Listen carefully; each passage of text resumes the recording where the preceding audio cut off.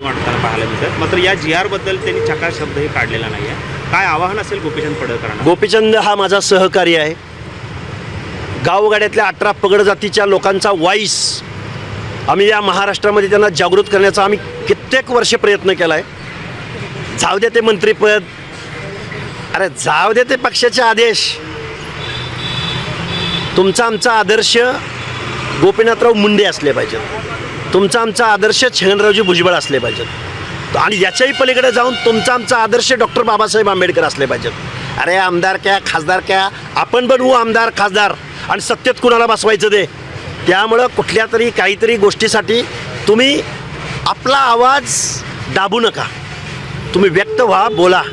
आणि हा माझा सहकारी बोलायला लागला तर आम्ही निश्चित गावगाड्यातल्या ओबीसीचा आवाज बनू.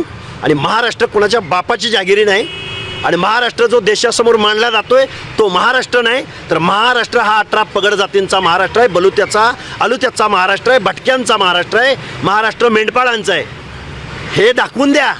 अरे काय आपण अल्पसंख्याक आहोत का गोपीचंद?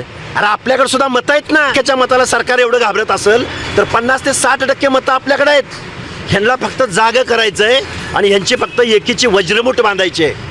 त्यामुळे गोपीचंदला मी एकच सांगेन, आम्ही सहकारी आहोत. अरे फेकून द्या सगळं, बाद झालं शोषण.